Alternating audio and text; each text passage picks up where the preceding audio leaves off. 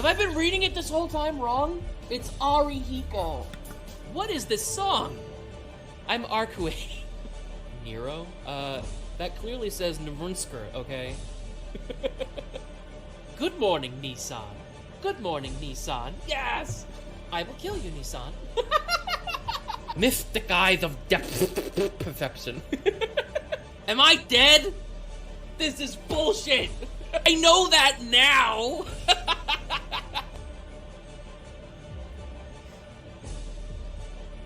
Whoa! What the fuck? What the fuck? Why would you say that? Why would you say that? Why would you say that? Why would you say this? If you don't listen to me, I'll steal your Nintendo Switch right here! Christian? Heinrich Himmler? I'm going to whack off and steal somebody's bathroom. The power of love!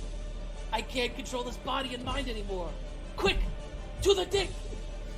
I don't even feel bad about using a guide this time. Who the fuck is this? Slightly. Ah! Well, I've never heard that word before. How's I supposed to know? He cupped my balls and touched my pee-pee.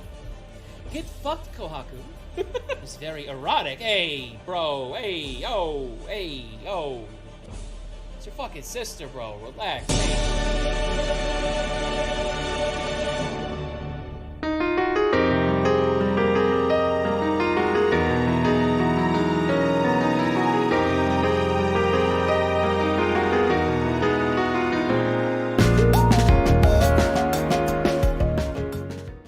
I think I fixed it. Alright, good. Good lord. So, it has been a ride. It has been, quite a journey. I want to say almost 80 hours of,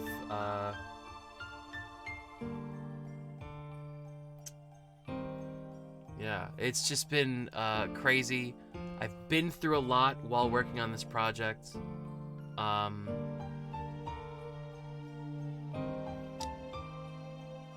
A lot of ups and downs. Like, it's been crazy, and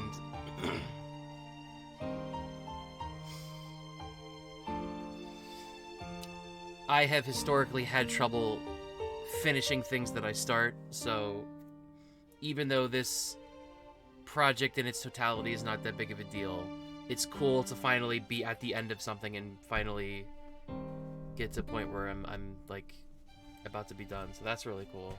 And yeah, it's a weird feeling. So last we left off, last time I get to say that, or at least for this one, Shiki and Akiha were having a physical disagreement over who gets to sleep with who. And we thought that Kohaku was fatally injured, but it turns out that she wasn't. So now the three of them have agreed to stop fighting each other, and that's where we left off. So we actually don't know. We're at the epilogue, so we don't know how things turn out. So we're about to find that out right now. Ladies and gentlemen, it is the beginning of the end of Tsukihime. As soon as I find my save. I think it's this one. Alright. The epilogue. Dreams of Sunshine. Okay. Oh, let me just do one more sound test, just to be sure that my mic quality is up to snuff.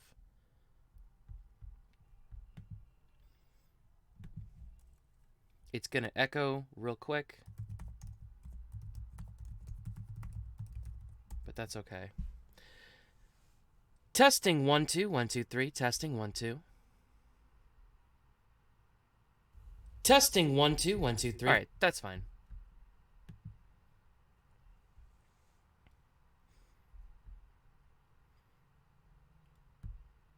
Finally a background color without a filter over it. without a color filter, yeah.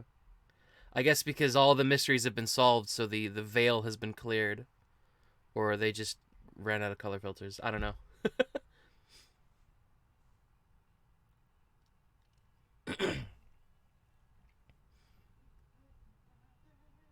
Shiki-sama, please wake up!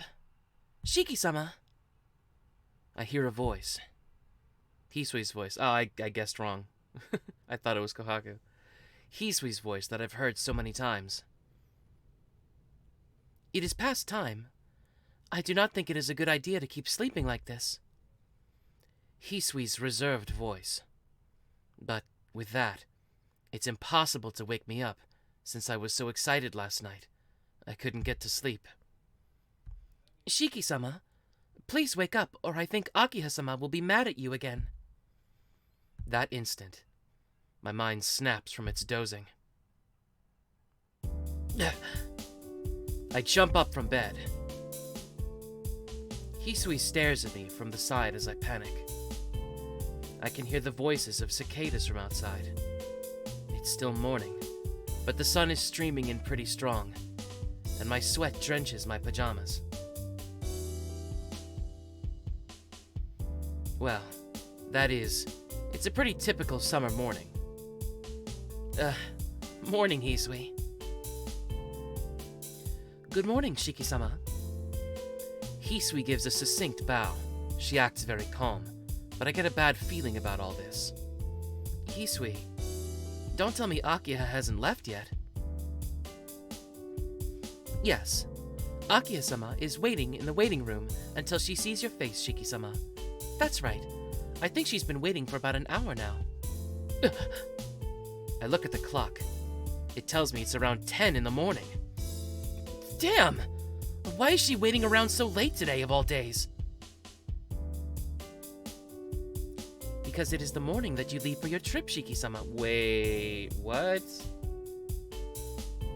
I think it is only natural for Akiha-sama to see you off. Ugh. Her gaze is painful for some reason. It's supposed to be a secret, but maybe Hisui and Akiha already know about it. Got it. Anyway, I'll go to the sitting room right away. Please go there ahead of me. As you wish. Then excuse me. Hisui courteously exits the room. After changing into the clothes I got ready yesterday, I sling a bag over my shoulder and leave the room. I see Akiha in the sitting room, and she really doesn't seem to be in a good mood. Hey, good morning, Akiha. Good morning, Nissan. Yes! One last time. You're taking things slow for the morning of a trip, aren't you? She looks at me with a sharp glance. Sorry. I couldn't sleep last night, and I was awake till early morning. This is still getting up early for me. Oh? Looking forward to a trip so much that you couldn't sleep? How cute. Nissan, are you looking forward to playing with Inui-san so much? Why do you sound like that? Of course a trip is fun. I see. You seem almost drunk with happiness. You've been waiting for this day since the start of summer, right? I don't know where you're going with Inui-san, but there has to be something really good waiting for you there, right? Akiha-sama, I do not think that's quite right. Something good is something that's there, not something that is waiting. Ah, that's right. It would have to be a person to be waiting. There must be something wrong with me. I guess I was just waiting for Nissan too long. Ugh. These two. They seem to be in harmony all of a sudden. Well then, Nissan, how long will you be gone? 7 days. Why do you ask? Oh, really? That's pretty short. Since you can only see her once in a while, I thought that you would spend your whole summer break there. Nissan, don't you feel sorry for Kohaku like that? What are you saying? I'm just going on a random trip with Inui. I'm not going to see Kohaku-san at all. Anyway, I see her all the time. She's still coming here every weekend, so there's really no need for me to go see her.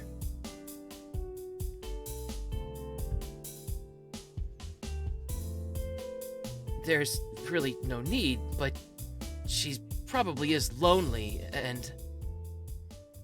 I stared down at the floor. Damn it. What's wrong with it? It's summer vacation, after all, so they should pretend not to notice that I'm going to see Kohaku-san. Oh, it's already late. I can't let her wait any longer, so I'll let you go for today, Nissan. Akiha sounds like she's having fun as she rises from the sofa. I'll leave it up to you, Hisui. I'll be back in the evening, so we can maliciously gossip about Nissan then. Yes, let's. So, what's with all these shifts in Akiha's personality? And even Hisui's? I will be going. Nissan, you should be going as well. I'm not hoping for any souvenirs, so please relax. Akiha disappears toward the lobby. And then...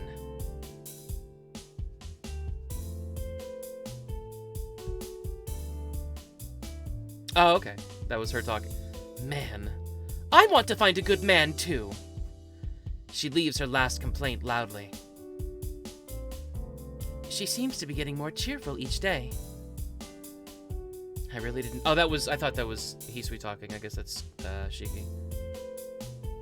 I really didn't think things would end up this way. It's been about a year since then. There's been a lot that's changed, but the biggest changes were Akiha and Kohaku-san. Simply put, Akiha's still like back then. Her hair's still red, but she dyes it black. No, it's not like she uses any chemicals, but she can change it with her will. She still has the urge to drink blood, so every once in a while, she'll suck on a blood pack used for transfusions. Akiha absorbed some sort of evil spirit from Shiki. That's why she originally went on a rampage, but since then, I guess she has control over it. Simply put, it weakened when it transferred into Akiha, and its only influence is making Akiha strong-willed. Well, she's more like a bully than strong-willed, but if I tell her that, she'll get angry, so I'm not going to. Not only did it make her a bit more honest, but it also increased her power. Thanks to that, Akiha can exert better control over her Tohno blood. That's probably why she can hide the color of her hair. To say the results, she's pretty much invincible, and as her dear Oni-chan, it's pretty troublesome to keep her under control. With regards to Kohaku-san, she became independent after the new year started. Because Akiha is now fine by herself, and maybe because she's planning something, Kohaku-san left to work in a mansion of a branch of the Tohno family in the mountain recesses of Nagano. But at the end of the week, she comes back here, and the four of us pass the time together like always. Before, I asked her why she had decided to do that, and she answered that there was something she wanted to investigate, and that I should wait patiently until she's done. Because I love her, I couldn't refuse, so now all I can do now is wait. Since then, even though Kohaku-san and I can meet at the end of every week, being alone together is difficult because of Akiha and Hisui. Also, Kohaku-san and Akiha are on very good terms. Kohaku-san likes Akiha, and Akiha cares for Kohaku-san. About me and Kohaku-san, Akiha has acknowledged it openly. Well, she did, but... That's fine. If you're going to do as you please, Nissan, then I will just do as I please. She added that random exclamation, which can really mean anything. That's how it was. And in the midst of all that complexity, I received a letter from Kohaku-san. The letter said that there was something she wanted to show me, so she wants me to go to Nagano during summer break. After seeing that, I planned this insane trip immediately. I'm supposed to be spending the week with Arihiko, but Akiha and Hisui doubt me. Jeez, those two. What do they think of me?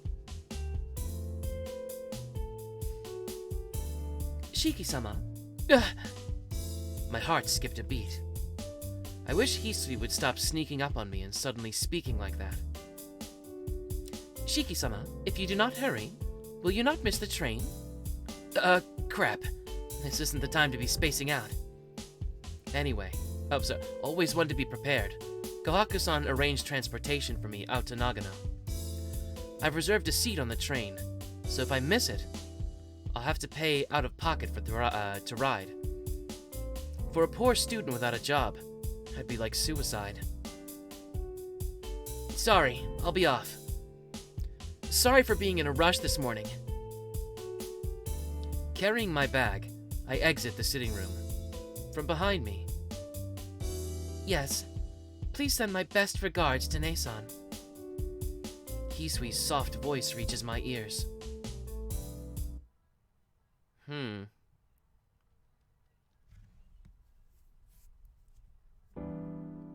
The train continues onward. Bathed in the fragile white sunlight, it runs past the mountain countryside. Maybe it's because this is a really rural area, but I'm the only one in this car. Sitting by the window, I stare at the flowing scenery. The radiant sun illuminates my vision, while the wind wafts comfortably on my cheeks. I glance down at the letter. There's a picture included in the letter, and the address of where we're meeting. I say address, but there really isn't one. It's more of a take a left and a right here. It's down this path. That sort of thing without let me try that again. I say address, but there really isn't one. It's more of a take a left here, a right there, and down this path sort of place, without an address. There we go. This picture has to be of the place. A place to return to, huh? Where it is, I do have a feeling without it being said. Kohaku-san probably remembered where it was. Those trivial words that Tonomaki Hisa said. Just working off that information, she must have found that forest. That black forest, hidden from sight. The old mansion in the heart of the mountains. Long ago, the place where Nanaya Shiki spent his childhood. It'll be a while still until I reach my destination. Is it because the sunshine is unusually strong? Closing my eyes, I lean back against the seat. Like that, I fall into a dream. The sunshine that's so white. The smell of the air untainted by the touch of civilization. The endlessly pure sky. The shimmering summer air that rides on the wind. The wild grass of spring. The starry sky of autumn. The cold ground during the winter of my home. In summer, it was the bright flowers that steal your breath away. There, she's waiting.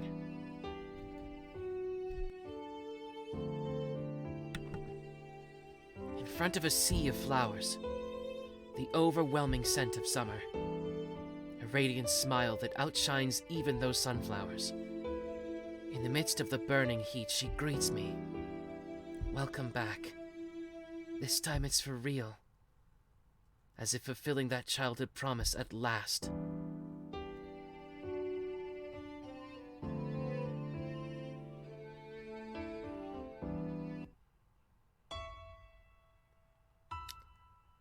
Huh.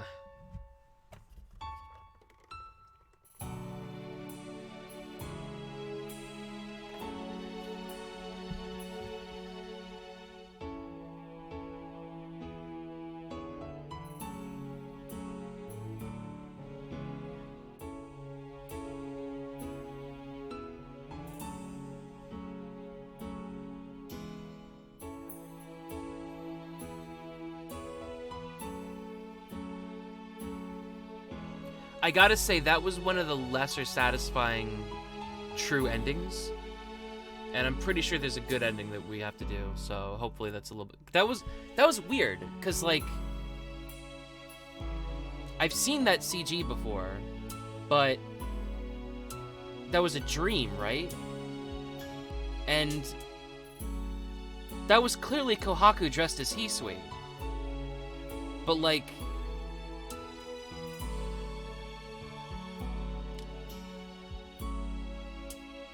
Where is Kohaku sending Shiki to, then? Or what? I guess she's sending him to the Nanaya fort, but, like, why? If she's not there waiting for him, why send him there? That feels like almost like a sequel hook more than anything. That was super weird. Because, like... And then also, where the fuck is Hisui? Is Hisui waiting there? There is no good ending? Hisui's still at home.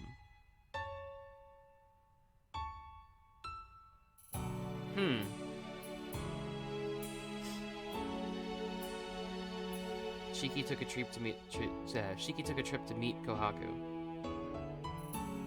So you don't think that was Hisui dressed up as excuse me, you don't think that was Kohaku dressed up as Hisui? Because she made the face. She made the Kohaku face.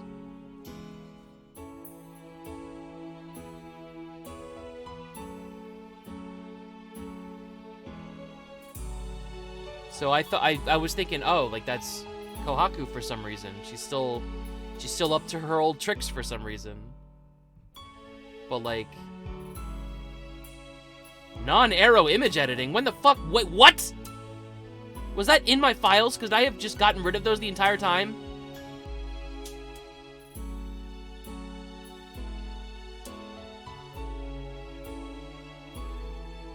That was Kohaku being able to truly smile. But that was a dream. He literally said he fell asleep and dreamt that. So that wasn't actually Kohaku, right? That was just his dream.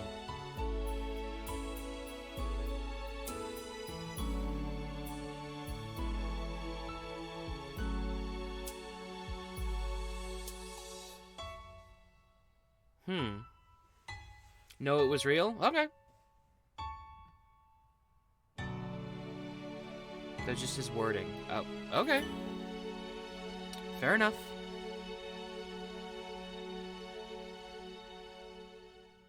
Well, good for them then. I guess I misinterpreted that.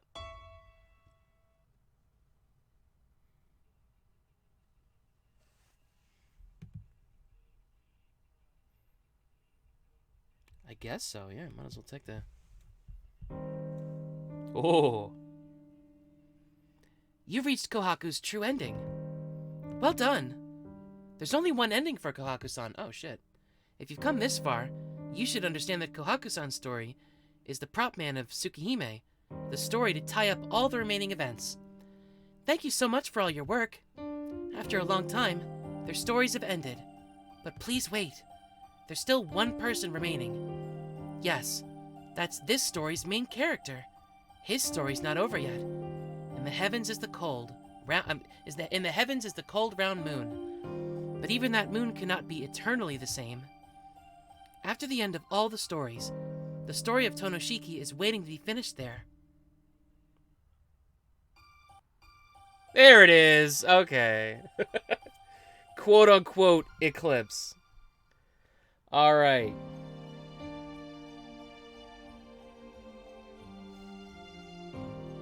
Here we go. The true, final, actual, literal ending of Tsukihime.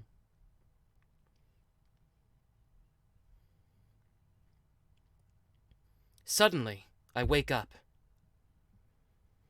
A vast night. In the midst of a grassy field that extends as far as the eye can see, I blankly stare at the moon. There's no one else here. No signs of human presence. No sounds from any animals. Maybe it's because I've pushed myself too hard these past couple of days. I just wanted to lie down quietly and be alone. but it seems I fell asleep. It was a bright darkness, probably because the moon is hanging so low. The grassy field that looked like a black sea last night is bright, like some sort of stage.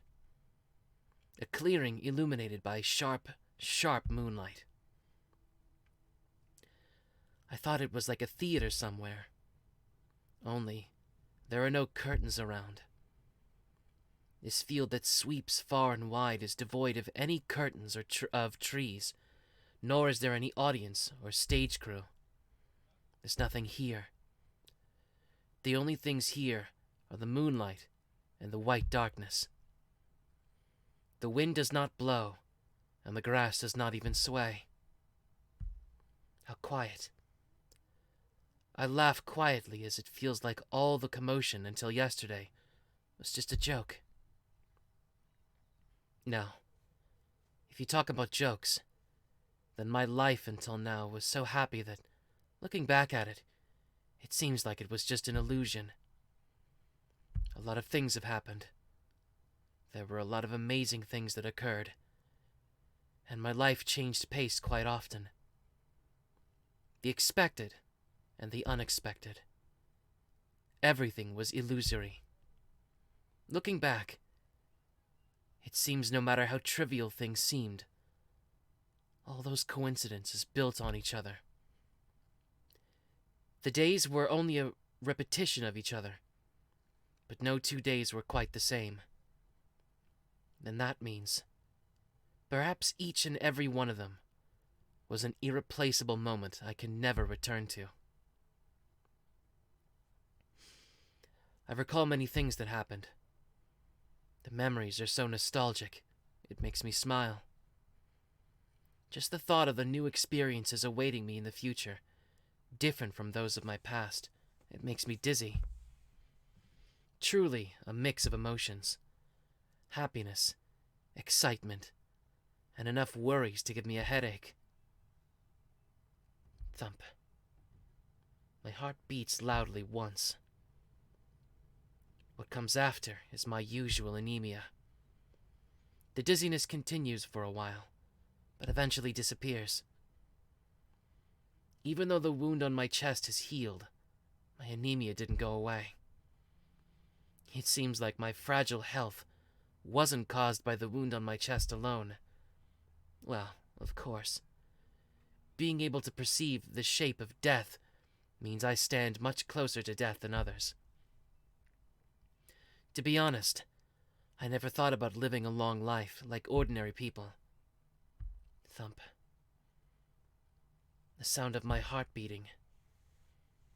It's not like me to think of this, but I wonder just how long I could keep running through time. The conclusion is rather uninteresting. Because even if it stops tomorrow, or in a few decades, still. Hey, you! It's dangerous just lying around like that. And I hear a familiar voice. What do you mean, You have an awful lot of free time on your hands if you could just sleep around here in the middle of the night. I was this close to kicking you, so you better watch out. She says this grumpily, while carrying a trunk in one hand. Oh, kicked? And by who? I lift myself up. Isn't it obvious, stupid? You and I are the only ones here, so who else could it be but me? She declares this confidently, as she folds her arms. Stifling the laughter spilling out of me, I gaze up at her in the moon. I can't believe it. I somehow felt that I'd meet you, but I didn't think that day would be today. What a coincidence. I didn't expect to see you here either. I heard you were here, but we never did meet up, did we? So I was thinking that it was our fate this time to I was thinking it was our fate this time not to meet. Although, if we did see each other, it would have caused trouble, right? Right. I'm a member of the association after all. We're not quite on good terms with the church. She laughs without any hint of guilt. It really is hard holding back my laughter. It makes me happy that this person hasn't changed one bit since that day we met. And since I ran out of things to do, I was going to leave here tomorrow. See, this incident was partially my fault, you know.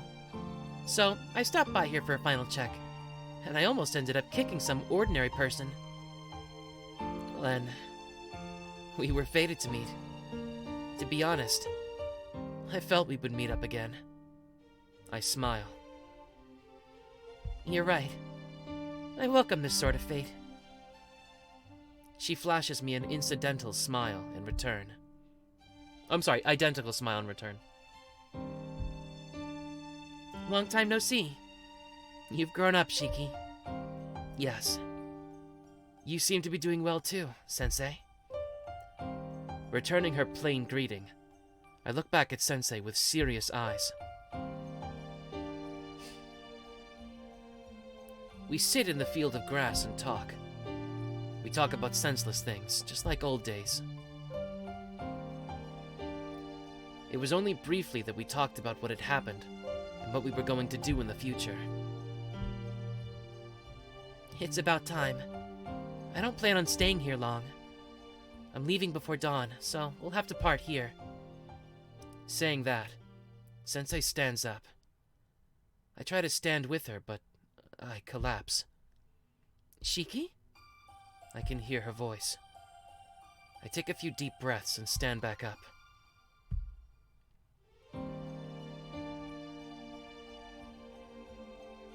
Dang. Seems like no sleep or rest until last night just hit me. Looks like it. That dizziness is your biggest weakness. You don't look like you have any injuries. Is your body alright? Yeah, thanks. Unlike you, I have a normal body. Huh. If you say so. She glances at me meaningfully, then looks directly into my eyes. Shiki, you know you're not going to last much longer. Her clear words. I'm surprised. It's not that I'm surprised by her words, but rather, I never thought she would say them. Well, yeah. I kind of know about it already. Is that so? But you seem pretty calm. Even now. You strain your body over something that's got nothing to do with you. I'd have a hard time believing it. But you really are not afraid of dying? She stares at me, somewhat peeved. No way. I think I'm more afraid of death than most people. But that's something in the future. It may be tomorrow or next year. But I can't think about the future too much.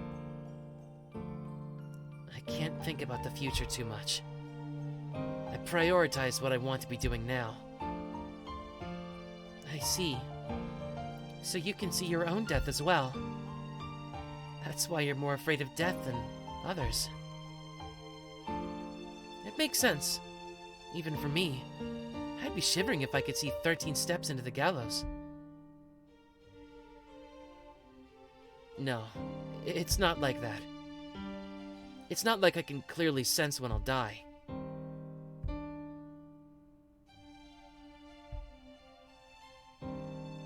It's almost the same thing. Let's see. Can I ask you something for reference? You ended up with a body weaker than those of others. It would only be natural to curse it and fear your life. Hey, Shiki, don't you find it difficult living life with such a body? Sensei looks at me openly, yet with unreadable eyes. Those are the eyes of a magus, her side of which I'm not familiar with. Isn't that right? You can no longer have normal happiness like everyone else. As long as you have that body of yours, all that awaits is suffering. It may be so, but think it's not that bad. But I'm probably happy. Because up until now, it was a lot of fun. So, it'll probably be fun in the future too. The sound of her gasping. With a large sigh, she changes back to her usual self. Shiki. She seems sad as she calls my name. To be honest, I do feel some regret. I feel like I said something to you that I shouldn't have back then. I look straight into her eyes. It's different from before. Back then, I had to look up to see her eyes, but now she's looking up into mine.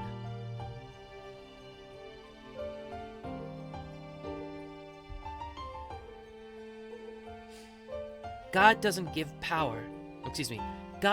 excessive power without reason. And I told you that if you have that power, there has to be some meaning to it. But you know, it's up to the individual to decide what that meaning may be. There's no room for anyone else, especially something as ambiguous as a god, to interfere. So, it would have been alright if you did nothing. Even if you denied those eyes of yours and did nothing, it still would have been alright. I'm regretting my words because you could have led a normal life more suitable for you as Shiki. Sensei.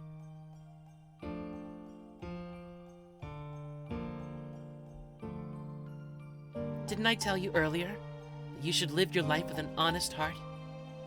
You really did, Shiki. But that's something difficult to do.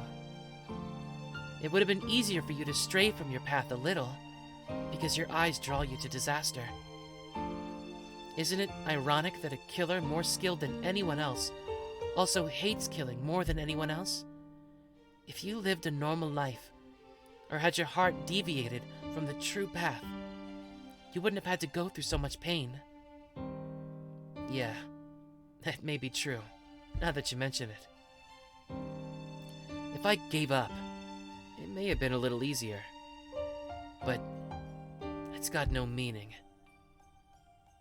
It would have only made things a little easier. And to start out with, I never thought of it as particularly painful. You've got the wrong idea, Sensei. Everything I did because I wanted to. It's not like I'm a saint or anything. I like myself just the way I am. That's why I was glad that you told me back then to become an adult by living just the way I was. Sensei, I don't regret anything, so there's no reason for you to regret anything either. I really feel that from the bottom of my heart, and I smile at her. As if dazzled by a radiant light, she narrows her eyes, then closes them briefly. I see. Man, it seems like you've really become a wonderful young fellow. Her hand reaches for her trunk. Yeah, you're fine just the way you are, Shiki. My world is full of devious individuals, so associating with someone like you balances things out. It might be hard on you, but if you don't mind, then I guess it's all right. With a see you, Sensei turns her back to me. I can't stop her, and there's no reason to. I can feel that this really is the last time. All I can remember is the one thing I forgot to say. That day, in an ocean of grass, an important friend who had spoken with me was about to disappear. There's no wind. The grass does not sway, and the only thing that changes is her figure, which gets farther away. She didn't turn around suddenly back then, and she won't now. Sensei! I call out to stop her. She halts in her tracks. What? She doesn't turn around. Only her voice drifts to me. I know what I must say. The words I've always wanted to say. It's just that if I say these words, I really won't be able to see her ever again. But still, I have to say them. She told me all I'm saying is to live true to yourself and become a man in the manner you think is right. She also taught me that it's important to accept my mistakes and to be able to apologize for them. That's why. It's why I have to say it. Thank you. I'm glad I met you, Sensei. That's what I felt as a child. Those words were the ones from the bottom of my heart that I once could not say because I was filled with the sadness of parting. From behind, it seems Sensei is surprised. She stands there, lowers her head, and turns toward me with her usual expression.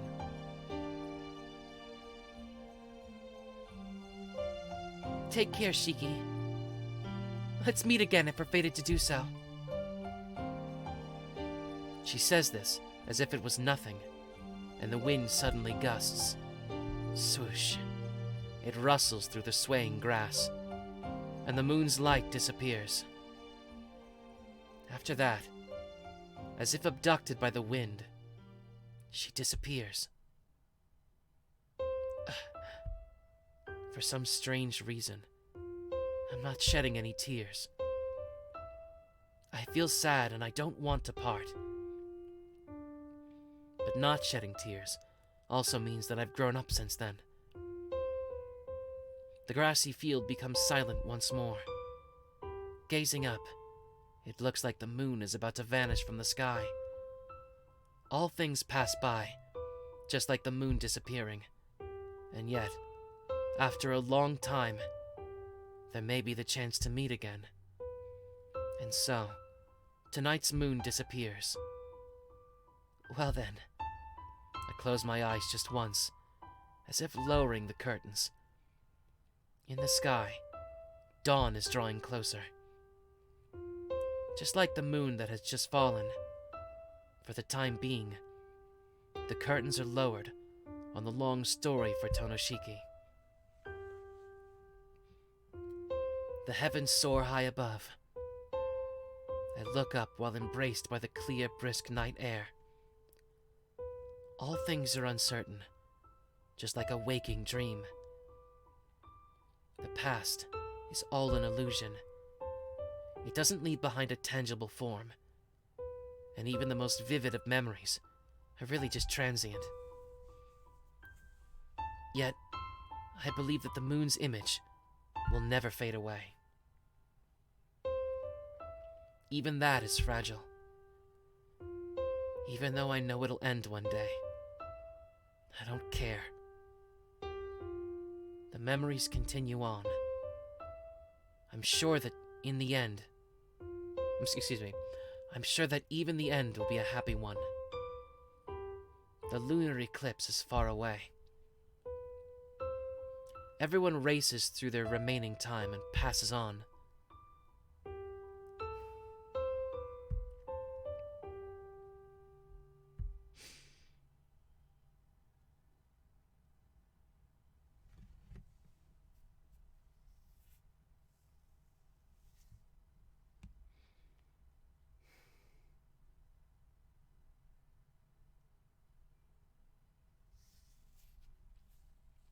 Okay. That was heavy.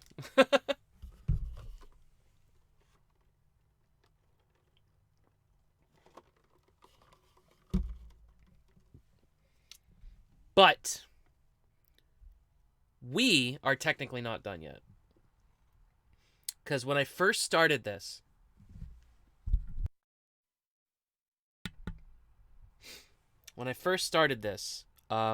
there was a technical issue.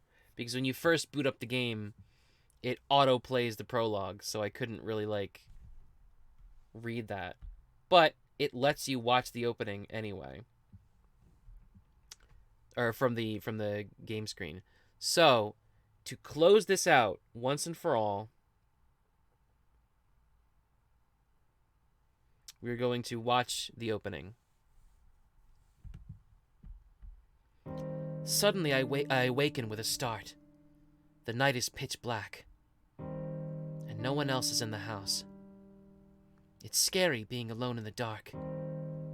So to find everyone, I head out into the garden. Our mansion's gardens are vast fields of green, surrounded by a thick, dense forest, with the trees blanketing out the light, almost like a massive curtain. Like a stage in a theater somewhere. The curtain of trees opens with a swishing sound. Excitement fills me, anticipating the beginning of a grand play. In the distance, I hear the sounds of echoes beyond the black curtain of trees. Inside the forest, the sounds of everyone happily playing around.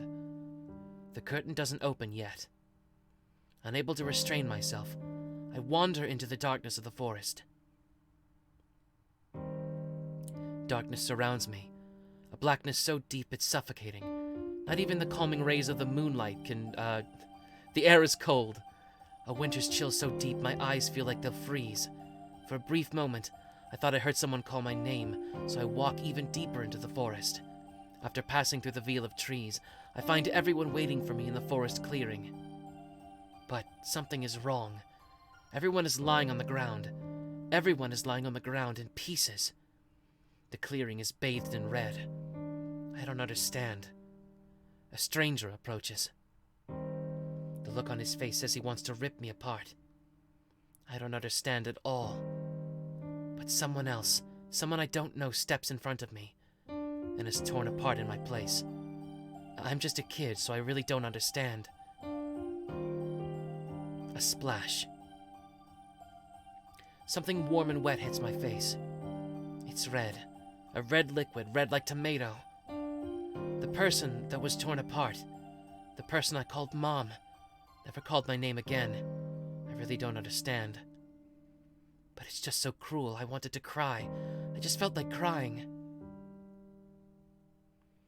Warm crimson blurs my vision, seeping into my eyes. But it doesn't bother me at all. The lonely moon floats above me, bearing witness in the night sky. It's strange. Why didn't I realize until now? Such a cold, horrible nightmare. Yes, I didn't realize it. That tonight, the moon is so beautiful. Okay.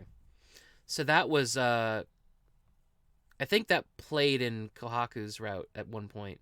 But that's clearly Nanaya's last memory of his family being murdered. So now that we've played through the whole thing, we know what that is. So there's a little bit of closure there.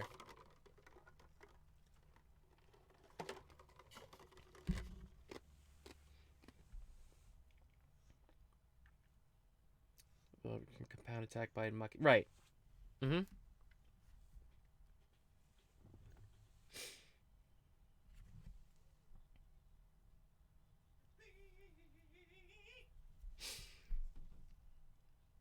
Yeah.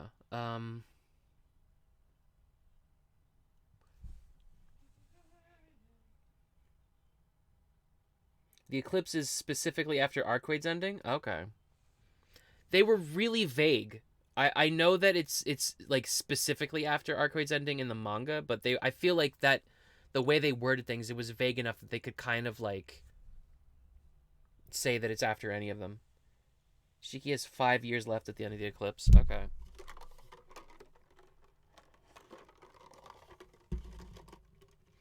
So you might be telling me like what's canon, but I feel like if I were to just read this by itself, you could interpret it in a lot of different ways. Like you could interpret it as like it's after any of the endings where Shiki didn't die or it's like, or like maybe Shiki like died right there. There's like a lot of different ways you can interpret that with just what the text gives you. Which is nice. Yeah, that was let's get some music in here.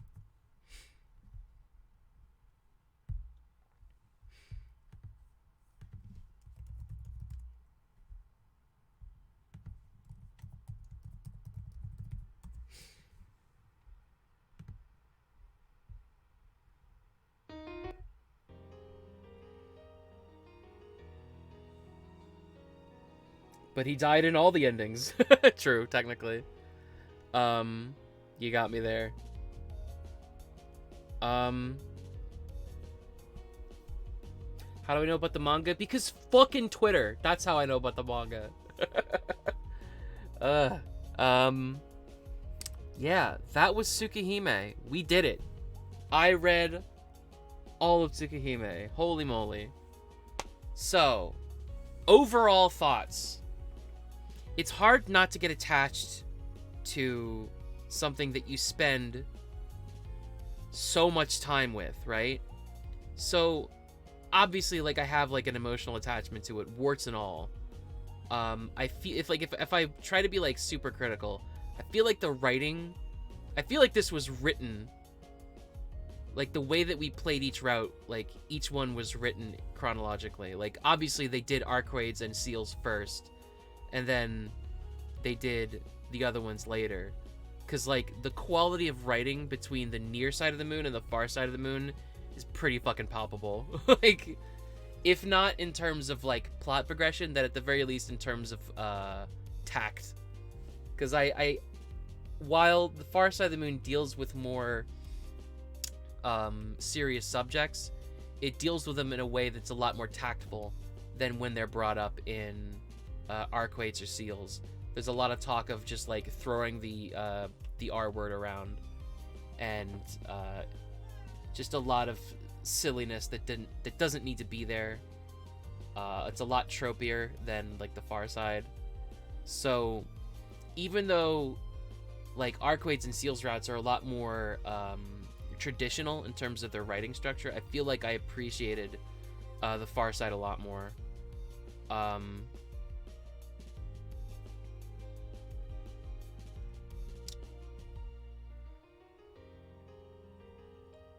Overall, which one did I like the most?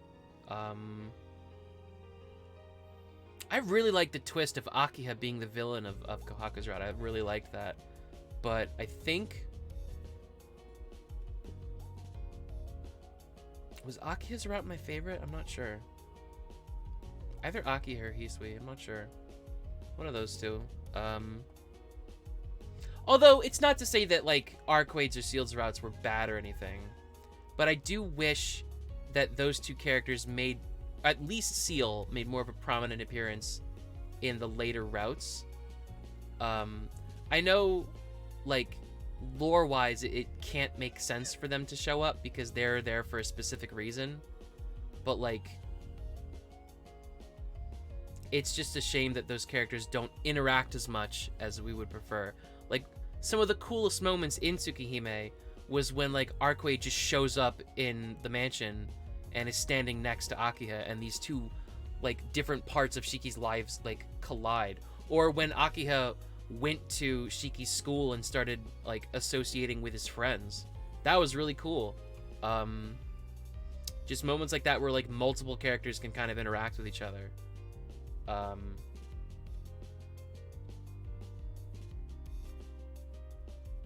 That was one thing that was kind of lacking in Hisui and Kohaku's routes. Just them, like, focusing on, like, I guess because they were, like, the writing became more specific character focused instead of having a bunch of characters. Like, we're spending a lot of time with Hisui, or a lot of time with Kohaku, or a lot of time with Akiha. But I kind of wish there was more interaction between the primary cast. The thing with Aki and Arcueid is that scene is optional. Really? I didn't even know that. Wow.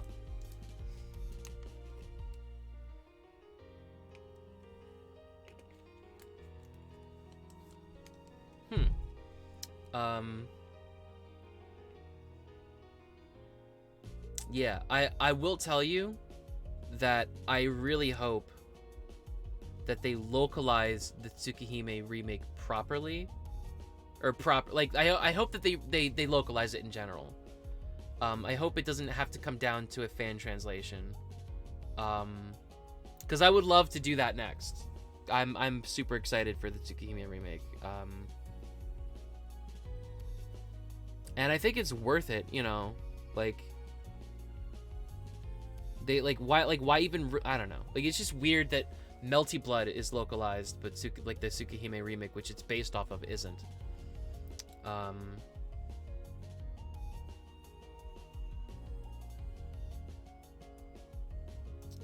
Yep. So that was that. That's crazy.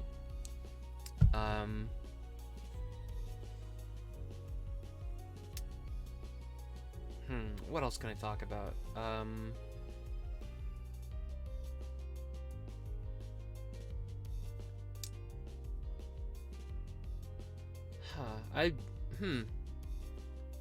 What is your overall number score? Oh, in terms of like which one is the best? That's hard to quantify. Because if I put one at number 5, that doesn't, because I don't like aggressively dislike any of them. And for all the talk of Seal's route being the one that uses a lot of like reuses a lot of content from Arcueid's route, they all kind of recycle each other, or at least like the near side and then the far side. Like there's a lot of repeated shit in like Akiha's to Hisui's to Kohaku's, so like there's a little bit more in Seals. Let me think about that.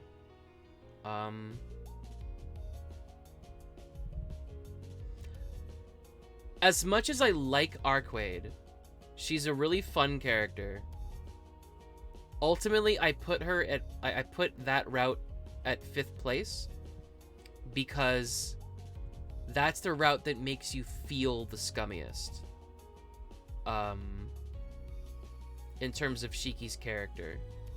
And in a way that I feel is not the intention of the writer. At least at the time.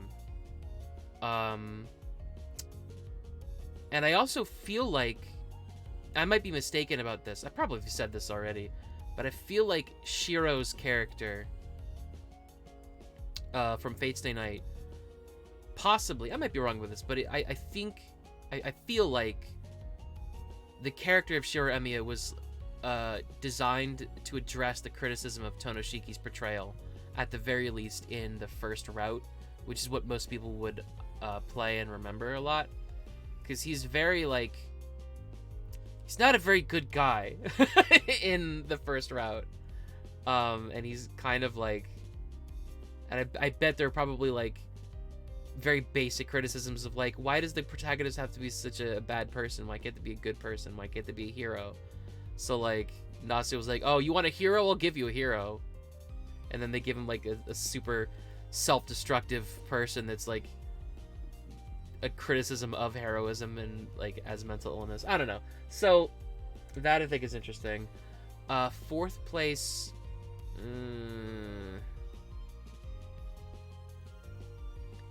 Do I like Seal's route better than anything from the Far Side Moon?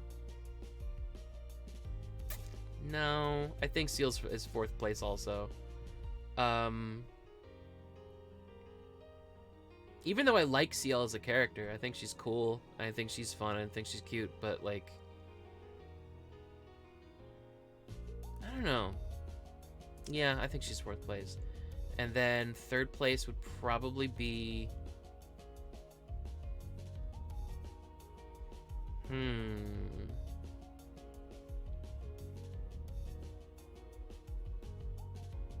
me think.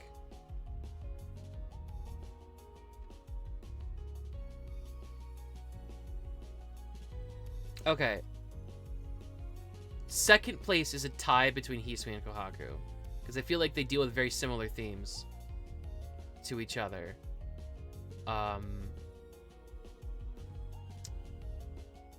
That of like victimhood and displacement and like sexual assault and all that stuff. And then like 1st place would probably be Akiha. I feel like that's where I'm at ultimately. Do you like all the heroines? I like them all.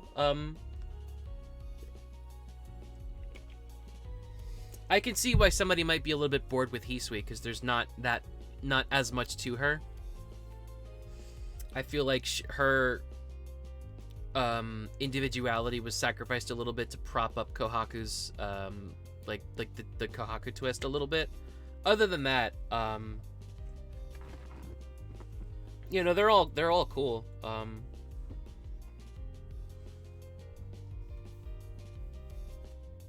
Yeah, I think that's pretty much about it. So I think